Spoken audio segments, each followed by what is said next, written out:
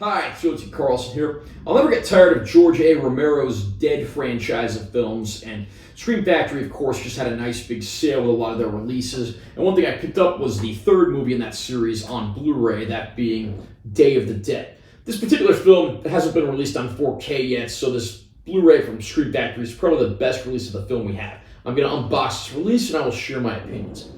Nice close-up there of our heroes and plenty of the zombies, of course. Back cover.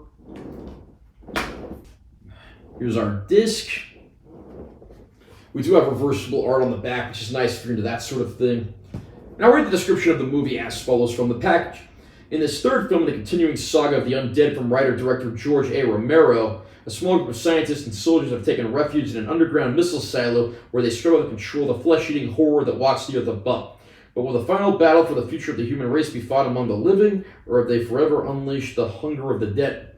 Laurie Cardille, Joe Pilato, and Richard Liberty star in this controversial classic with groundbreaking gore effects by Tom Savini. It's no secret I love a good horror movie. Night of the Living Dead from the late 1960s, which was the movie that really ushered in the modern zombie movie, directed by George A. Romero, is a personal favorite. And for me, it's only exceeded by its follow-up from 1978, Dawn of the Dead, which I still remain confident to this day is one of the greatest horror films of all time. Day of the Dead came out in 1985 as the third installment in George A. Romero's Dead series. And this one hasn't always gotten the same reputation as the first two. It is in many ways a very different film. This movie has a lot less action than the previous ones, and a major difference here is that it tends to be a little more methodical and cerebral in its pacing. When the violence certainly comes full force, but it's not a movie where you're going to have a lot of action scenes, a lot of all-out humor, a lot of the things that you came to expect from Romero from the previous two films. However, I do think this one is a little underrated in that regard. George A. Romero's Dead series is interesting because it's almost more of an anthology series than it is a traditional movie franchise, because we don't have characters and plot points that really carry over from one movie to the other. Each one is largely standalone. There might be like one or two characters in some of the later movies that reprise their roles, but for the most part, each movie is completely standalone. You don't have to have seen any other Dead movies in order to see and experience any particular one, including Day of the Dead. This time around, the conflict is not only raging between humans and the zombies, but also a lot of unrest and disarray between the people that are tied up in this missile base. Unfortunately, this does include a tyrannical commander who regularly threatens people with death, and they're at odds with many of the scientists and the helicopter pilot who live in the facility. They also keep several of the zombies on hand, conducting experiments.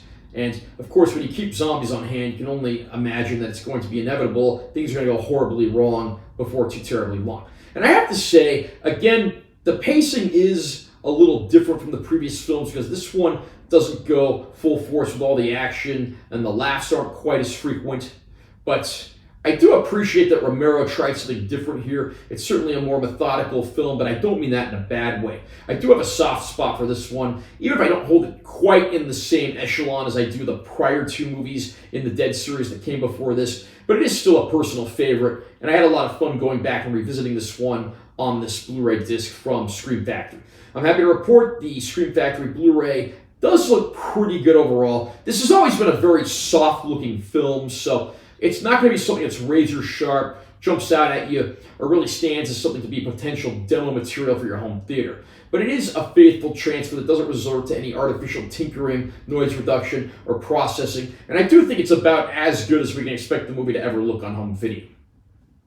We do get a brand new documentary on the disc for bonus features, also some commentary tracks and plenty of old archival stuff as well. So any fan of the movie is going to be pleased with what they get here in terms of the overall package.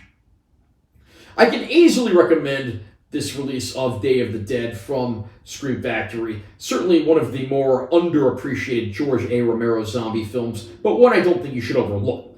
Are you a fan of Day of the Dead? Where would you rank this in George A. Romero's Dead franchise? Comment down below and let me know what you think. Also, remember to subscribe to this channel for more content. I'm always posting new videos, and make sure to give this one a like if you found it helpful. I'm Josie Carlson. I'll see you next time.